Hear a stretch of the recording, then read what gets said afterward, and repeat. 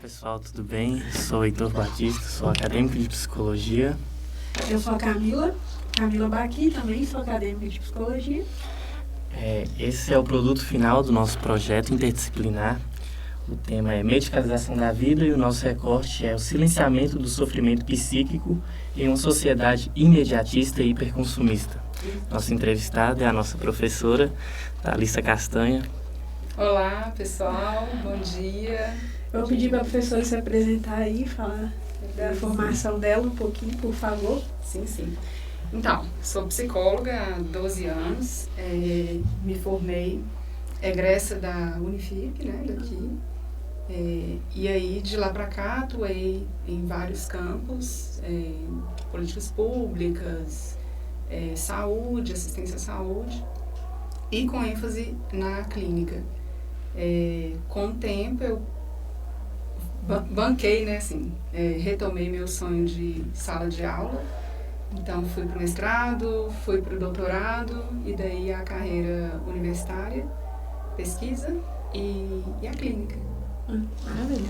Muito bacana. E com a especialização em traumatização, que é importantíssimo para o tema, né, que a gente vai trabalhar hoje. Maravilha. Aí a gente preparou aqui algumas perguntas para guiar a nossa conversa. A gente vai começar aqui com a primeira pergunta. Como é que a sociedade hiperconsumista e imediatista de hoje em dia influencia a forma com que a gente percebe o sofrimento mental? Você acha, assim? E já emendando a outra, você acha que existe uma pressão para buscar soluções rápidas e instantâneas para os problemas com certeza, emocionais? Com certeza. Vejo que sim, né? Assim, cada vez mais, eu digo que a gente está diminuindo a nossa capacidade de tolerância ao desconforto. Isso é uma questão social, eu vejo como algo que é cultural, é social. E aí, com isso, né, se a gente diminui a nossa capacidade, né, de suportar o desconforto, a gente vai buscar, obviamente, as soluções imediatas. Eu vejo muito isso na própria clínica, né, assim, algumas adversidades, né, problemas cotidianos, que as pessoas procuram o tratamento como se fosse um processo de traumatização e não necessariamente. Às vezes é uma intolerância à espera, ao lidar, ao olhar para o sintoma e fazer alguma coisa com ele. Né? E a maioria já chega com o uso do medicamento. E aí a gente faz toda uma interlocução com a medicina, né, para entender o que é isso. Mas existem sim, influencia sim. Né? A gente vive numa cultura imediatista, sim.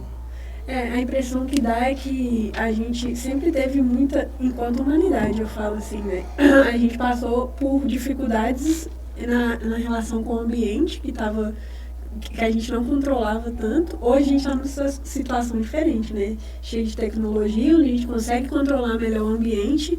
E aí eu acho que isso favorece essa busca pelo conforto, porque hoje a gente tem condições de ter o conforto, e isso se reflete nas questões emocionais. A gente quer controlar, o ambiente já está controlado, a gente quer controlar a emoção da mesma forma que a gente controla o ambiente, né? De forma imediatista mesmo. E as próprias preocupações, né? Assim, ao longo da evolução humana, se a gente for pensar assim, inicialmente a nossa preocupação era a sobrevivência. Isso. Né? Era a manutenção da vida. E aí com o tempo, e aí a gente, né, como você está dizendo, o acesso a muitas informações, à própria tecnologia, aos bens materiais. Então, a nossa preocupação, que antigamente era de sobreviver, agora ela ficou muito mais complexa. E aí, já emendando na próxima aqui, como que a gente pode ver o papel do consumismo excessivo e na relação com essa busca imediata, assim, né, da solução dos problemas, na forma como a gente lida com o sofrimento psíquico? Aí, Camila, eu iria para o entendimento do próprio funcionamento cerebral. Olha só, naturalmente, a gente fala muito, né, da procrastinação e né, assim, desse movimento que está, inclusive, na moda, muito falado. Ontem a gente discutia isso, né, em sala. Sim. O adiamento de situações que vão demorar para que a gente usufrua, né? Ou seja, ele tende a ser evitado e isso é neurológico, isso é natural, né? Então, assim, a gente, vamos imaginar, na própria organização do nosso trabalho, né? A nossa mesa de trabalho, ela já tem ali a água, ela já tem ali o celular com todos os aplicativos disponíveis. Então, assim, a gente desaprendeu a esperar, né? Então, eu acho que tem tudo a ver, assim, eu não consigo mais aguardar, eu tô com fome, eu peço iFood, aí se demora 40 minutos, eu já tô, assim, desesperado, né?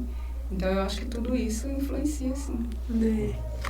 Às vezes parece que a pessoa acaba focando muito mais no sintoma, na consequência, do que mesmo no que está causando aquilo nela, né? E ela só quer resolver aquela questão, mas não quer tratar o que causa. Exatamente, né? E a gente sabe que as emoções, tudo que a gente sente, ela tem uma função, né? Eu digo que as emoções, os sentimentos, eles são porta-vozes, né? Assim, e muitas vezes a gente negligencia o que está, inclusive o que o corpo traz de mensagem e tenta camuflar. E o uso do medicamento em excesso, né? Sem uma avaliação criteriosa, cumpre esse papel de maquiar. Então, a gente vai vivendo ali, novamente, né, o que a gente está conversando, o imediatismo. Então, eu sinto medo, ao invés de eu olhar para o que eu estou sentindo e o que eu necessito, eu vou camuflar, né? Então, meu nome é Ana Maria, sou bióloga de formação, me formei em 2002 pela Unimontes e tenho mestrado e doutorado também em Ciências Biológicas pela Federal de Ouro Preto e estou lecionando na psicologia há 12 anos. Entrei no curso de psicologia em 2011, trabalhando as disciplinas que trazem, né, esse conhecimento sobre as bases biológicas do comportamento, né? Como o comportamento humano ele é influenciado pelas nossas características biológicas, pelas informações genéticas relacionadas ao ambiente e trabalho também a disciplina de psicofarmacologia, já há 10 anos também no curso de psicologia. Sensacional. A gente falava aqui, antes de você chegar, Ana, a gente falou um pouco de como a gente está evitando muito desconforto ultimamente, né, como ser humano. Então, a gente busca soluções rápidas ali para os nossos problemas, inclusive os problemas psíquicos. E a Thalissa estava falando de uma técnica que ela ensina da focalização para os pacientes, para conseguir... dar voz, né? Dar voz. A gente estava conversando, né? Assim, o tanto que o paciente ele já vem muitas vezes, né, com o uso do medicamento e desacostumado de olhar. Então, ele tem medo, e aí eu falo com o cliente que é semelhante aos filhos pequenos. Né? O filho pequeno, quando ele quer alguma coisa, fica, mãe, pai, fica chamando. E enquanto ele não é atendido, ele tende a aumentar o tom de voz. Então, o desconforto ele é assim também. E aí, muitas vezes, a gente negligencia um pouco esse olhar, né, e camufla com o uso do medicamento. Então, a focalização, ela proporciona isso. Assim, vamos olhar, de fato, sustenta a atenção no que está acontecendo, para primeiro entender qual é a necessidade que não está sendo atendida e depois encontrar recurso interno e muitas vezes externo, né? De rede de apoio, a mudança do ambiente e vai. Perfeito. Uma coisa que a gente percebe muito são comportamentos muito extremistas, né? O sofrimento, uma certa, digamos assim, meio que uma adoração ao sofrimento, ou uma aversão completa ao sofrimento, né? Como se fosse possível as duas coisas, assim, né? A gente construir uma vida cotidiana com essas duas possibilidades. Quando, na verdade, o sofrimento ele faz parte de tudo que faz parte da vida mesmo, né? Do próprio decorrer da vida. E a gente vai lidando com ele, a gente vai se construindo e se refazendo ali diante de cada situação, né? Então, o medicamento vai muito nessa linha da tentativa de eliminar o sofrimento, como se existisse vida sem essa possibilidade, né? Então... E aí, Você acha que, já você mencionou medicamente, já vou fazer um gancho. Você acha que a medicalização excessiva, ela pode, ao invés de melhorar, ao invés de solucionar, contribuir para o sofrimento mental? Sim. Inclusive, biologicamente, até por questões de efeitos colaterais, né? De desencadear outras comorbidades, de trazer outros desconfortos, né, a partir ali do efeito colateral, e também até mesmo da ausência do medicamento por algum fator, e o indivíduo ser obrigado, de uma certa forma, né, a de repente encarar esse sofrimento que ele vem mascarando com a medicação, né? Isso a gente vê acontecer muito, né, quando o medicamento ele é usado de uma forma irresponsável e sem um acompanhamento, que o mesmo indivíduo que tomou a decisão de tomar o medicamento por conta própria, ele de repente toma a decisão de parar de tomar. E aí ele tem que encarar como uma bomba mesmo as coisas que ele veio mascarando, e o sofrimento acaba sendo maior, né, do que no início de todo esse processo. E a interrupção também eu vejo que tem muito a ver com esse extremismo, né, que a gente falava antes. Então eu tô estável, eu tô ótimo, eu não preciso mais, né? Então é muito, né? São polos mesmo. Sim. E aí, quando você fala que biologicamente tem um prejuízo no excesso, isso, se você acha, Thalissa, que isso conecta com um prejuízo psicológico também, no sentido de mascarar, né, que a gente estava falando, sintomas que a gente poderia estar tratando que são internos, mas que não estão. Você acha que tem outros riscos além desse, ou esse é o maior? Tem sim. Camila, eu vejo muito assim, a procura, inclusive, pela psicoterapia, com essa mesma intenção, essa mesma expectativa de ser rápido, né? Porque o medicamento, ele tem um efeito muitas vezes rápido, né? Então, eu trabalho com o processo de tratamento, né, em traumatização, e eu escuto assim diariamente, né, dos clientes que têm curiosidade ou que chegam, as coisas do tipo, quantas sessões? Né? Quando é que vai acabar? Entendi. Assim, e aí, eu sempre faço a associação a um corredor com uma porta, várias portas, que a gente vai abrir e fazer uma faxina. Dentro dessa faxina, a gente vai cansar, né? Você já deu faxina em casa? Já. Né? Tem hora que a gente abre e fala assim, meu Deus, pra que eu comecei isso? Exato. Aparecem outras coisas no meio, coisas. Não, e é engraçado porque a gente está acostumado, por exemplo, eu tenho uma dor de cabeça, eu tomo um remédio, a dor de cabeça sana, e assim infecção, outras coisas. E aí, quando a gente tem um problema que é de origem psíquica, psicológica, a gente transfere, né, o mesmo processo para esse sofrimento e acha que vai resolver do mesmo jeito. Sim. Loucura. E não resolve. Não.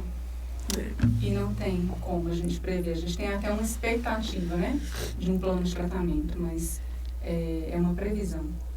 A gente abre a portinha da faxina, às vezes demora mais.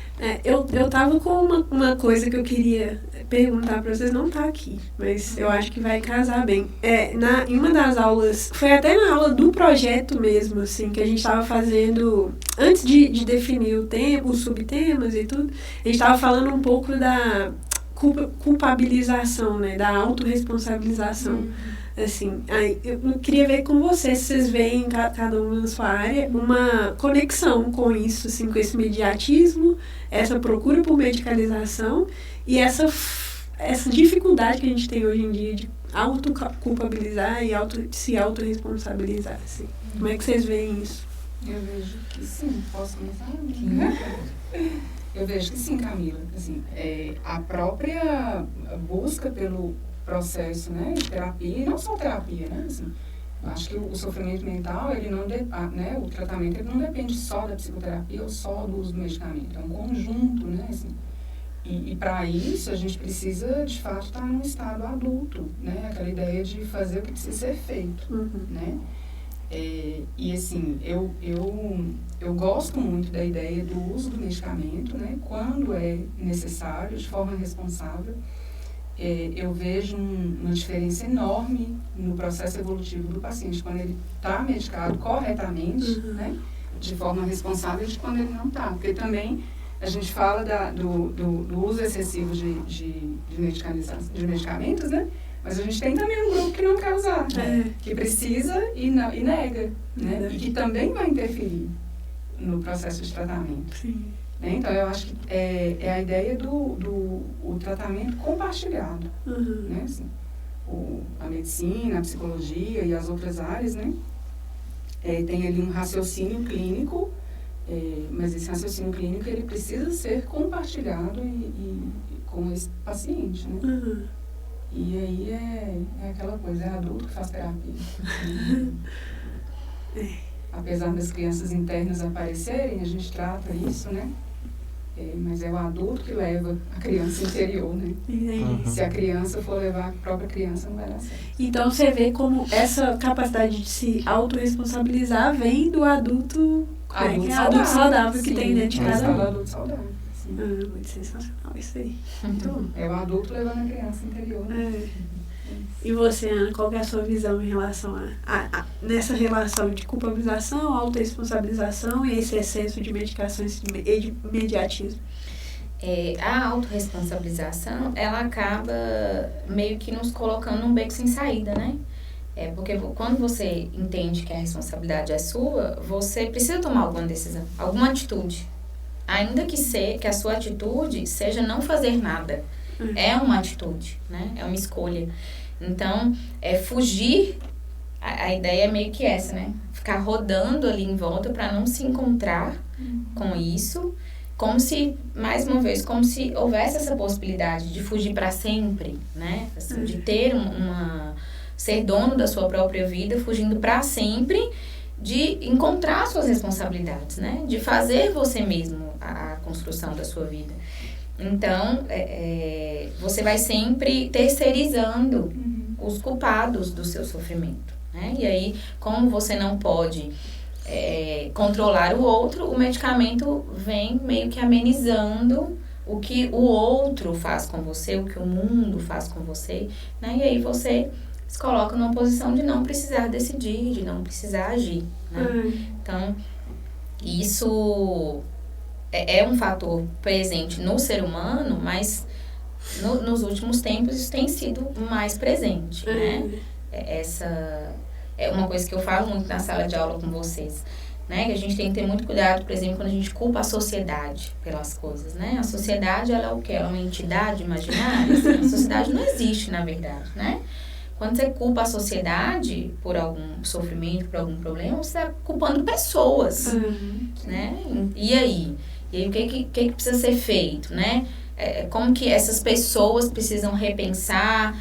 Então, só que culpar uma entidade imaginária é muito mais fácil, porque você não tem como mexer naquilo ali, você vai passar o resto da vida culpando a sociedade, né? Pelo seu sofrimento, pelo sofrimento do outro. Então, inclusive, a expressão sociedade exime a mim mesmo, né?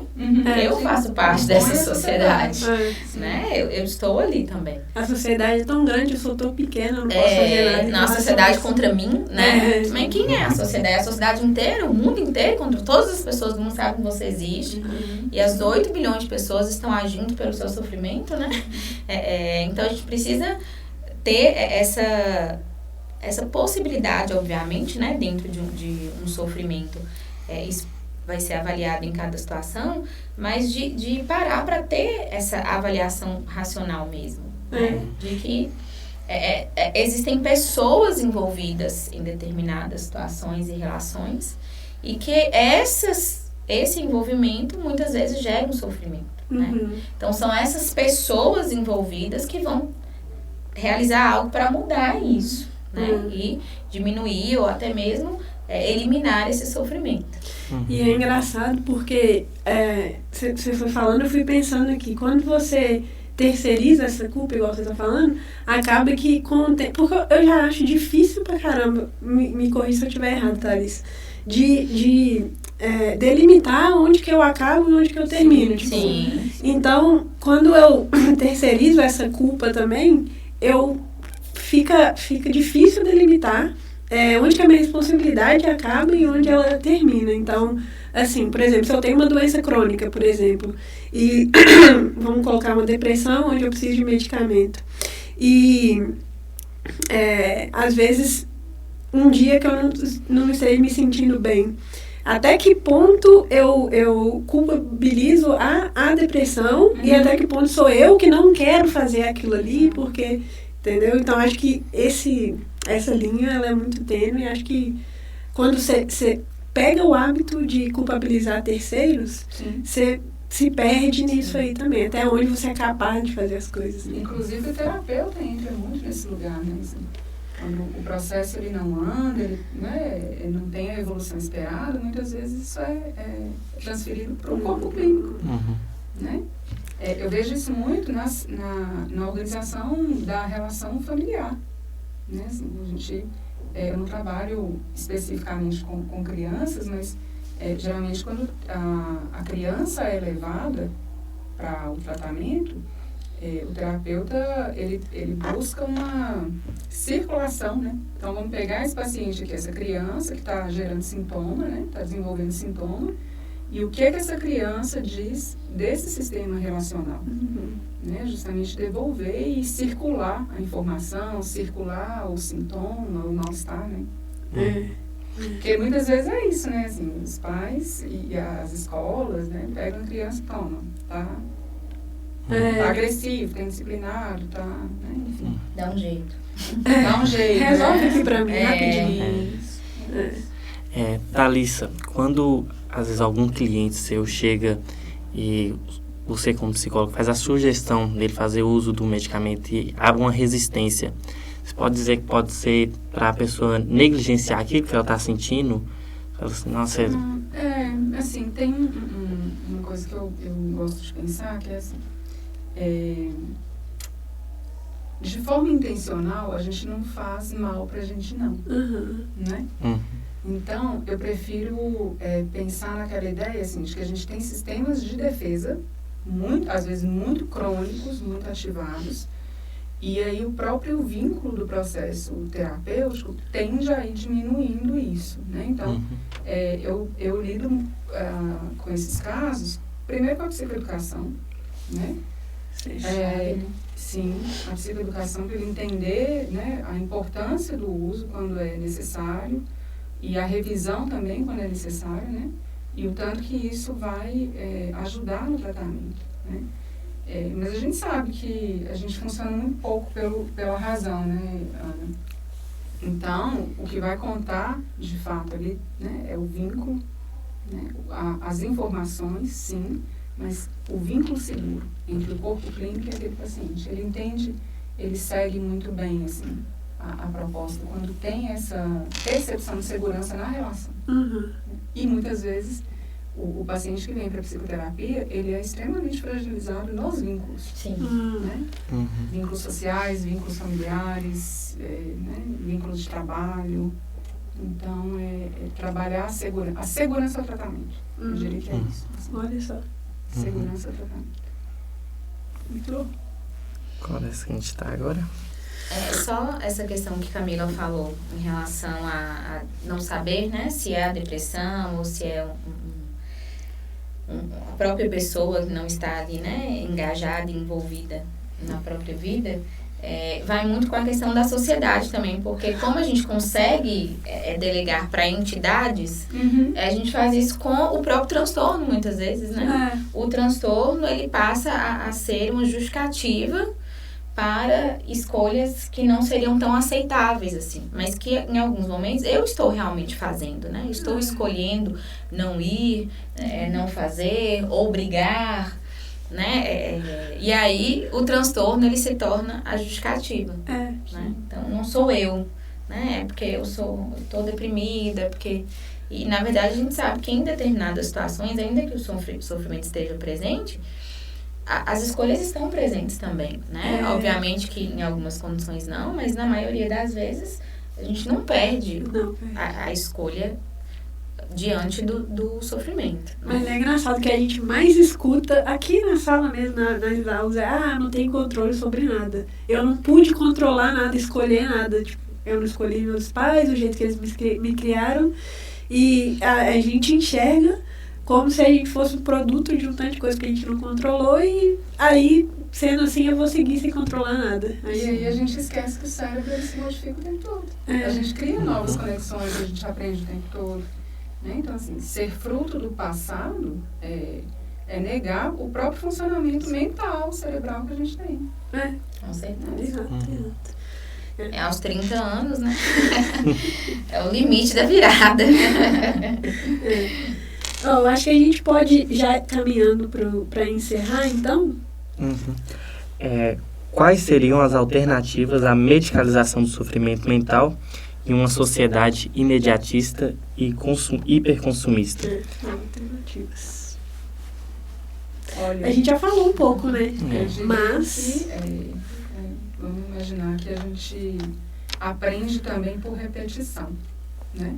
Então, se a gente muda o estilo de vida e tem uma constância nisso, né? E aí a gente pode pensar em como fazer uso da medicalização de uma forma saudável, porque daí também eu não gosto da ideia de negar.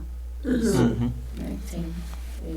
Os medicamentos eles estão aí para serem utilizados, né, quando necessário e da forma adequada.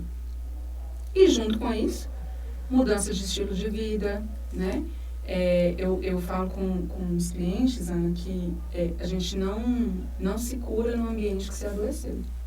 Né? E muitas vezes o cliente ele atribui o processo de melhora à terapia e ao medicamento, mas ele esquece do restante. Então, como é que está o trabalho? Como é que estão os relacionamentos?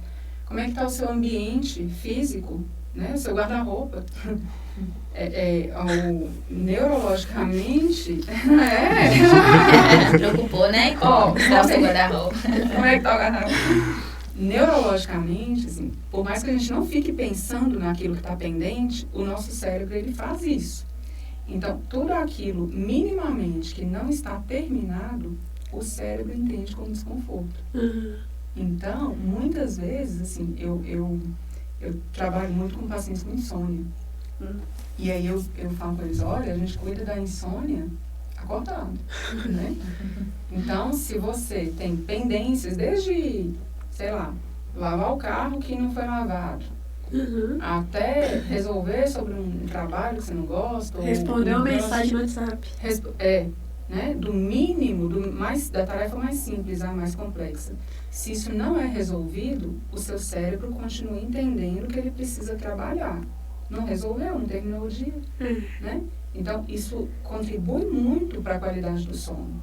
E aí, às vezes, o cliente ele chega e fica ansioso com técnicas de indução que tem. E aí, na maioria das vezes, quando o cliente fala, tá, isso não está funcionando, a gente vai olhar o contexto. Não está, né? Ele não fez nada com isso. E aí, a técnica de indução ou os medicamentos de indução de sono não são suficientes, não tem, né, o resultado. Assim. Então, eu acho que o movimento é, de fato, o tratamento de forma holística, né, assim. E até o diálogo entre os profissionais que estão envolvidos, assim, acho que são contribuições, né? Não adianta só fazer terapia ou só usar o medicamento sem olhar, né?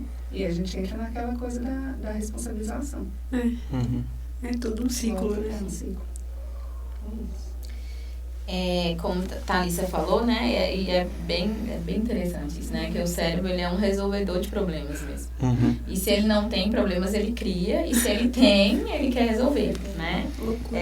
E é muito o nosso cérebro, né, até pelo que a gente estava falando da evolução hoje na aula, né, ele chega nesse nível mesmo, assim, de estar o tempo todo fazendo cruzamentos de informações para solucionar problemas, né? E em relação à questão imediatista, né, hiperconsumista, isso faz parte de uma cultura que a gente vive hoje, né? Então, você tem um contexto cultural e ele te traz uma situação que tem sido, né, um gerador de sofrimento psíquico. Então, você precisa fazer uma mudança cultural. Só que a mudança cultural falando pelo meu ponto de vista, né? Entendendo como que o ser humano ele é complexo, assim, ela não é feita na humanidade inteira, assim, né? Não é assim, você vira amanhã e fala, olha, agora ninguém mais vai consumir. Então, assim, vai muito por cada um, né? Então, vai de cima para baixo, de baixo para cima. Exatamente. E à medida que a gente vai vendo que isso é um problema, né? Enquanto participante de uma sociedade, a gente vai começando a produzir as mudanças. E a mudança não tem jeito, cada pessoa, você não muda a sociedade, né? Mas eu sempre bato nessa tecla porque é murro em ponta de faca, assim. Ninguém muda uma sociedade. Uma pessoa mudou e essa pessoa convenceu outra pessoa a mudar e as pessoas que compõem a sociedade vão mudando, né? Então, a gente que fala sobre esse problema, que enxerga esse problema, a gente precisa ser agente de transformação mesmo, inclusive nós mesmos, principalmente, né? Eu cobro muito isso da psicologia muitas vezes, né? Porque a psicologia ela está num lugar onde é muito fácil apontar problemas. Sim. Né? E aí a gente precisa correr para apontar soluções, possibilidades, alternativas também, se apresentar para ajudar a solucionar, né? Tem um psiquiatra que ele fala assim, você não critique uma pessoa que não te perguntou nada se ela não puder resolver em 5 minutos o que você vai criticar. Porque você vai gerar mais sofrimento do que benefício para ela naquele momento, né? Então, muitas vezes a gente chega em determinados espaços e coloca, né, todos os problemas ali na mesa, isso é muito importante. Mas e aí, o que a gente vai fazer diante dessa identificação dos problemas agora?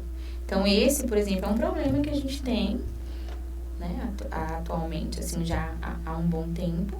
E a gente precisa começar a pensar em como resolver. E talvez mudando o meu próprio estilo de vida, como a Thalissa bem falou, já é uma transformação bem legal, né? Porque a gente está sempre esperando do outro. Até a solução a gente também terceiriza, né? Vamos esperar alguém definir como é que a gente vai deixar de ser hiperconsumista e imediatista. E aí a gente vai seguir essa pessoa, né? Essa lei, essa regra. Vamos ver as pesquisas que falam alguma coisa. Exatamente. E assim, uma questão cultural, ela não é uma patologia. Né? Não é uma doença que se trata. Ela é um comportamento. Que foi mudado em algum momento, né? Em algum momento a gente fez uma virada de comportamento. Então a gente também tem possibilidade de fazer novas viradas. Né? E como você falou, esse comportamento está ligado a outros comportamentos. Sim. Então é uma coisa muito maior do que só o medicamento, só o imediatismo. Exatamente. E toda essa complexidade, assim, né? De você ter ali cada indivíduo com as suas 5 dimensões. Olha como que cada pessoa é um mundo, né? Como a gente fala.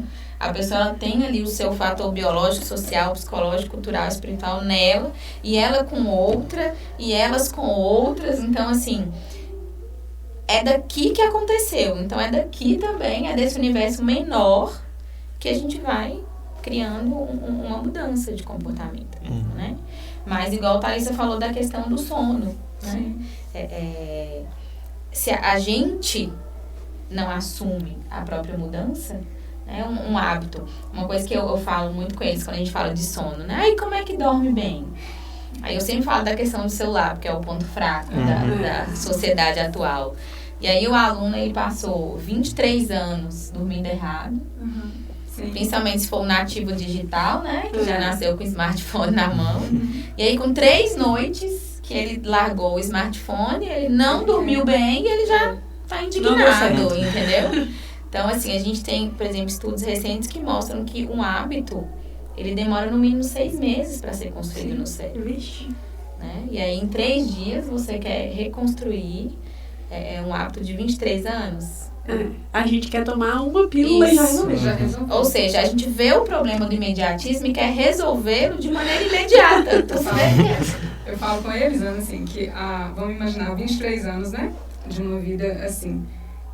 O tanto de camada de neurotransmissor ali que está já cronificado, eu falo, olha, a atividade física que você vai fazer, ela não vai te regular só com o cortisol que você desenvolveu hoje em 24 horas, não. Uhum. Né? A constância disso vai tirando aquilo que está crônico há tantas décadas, né?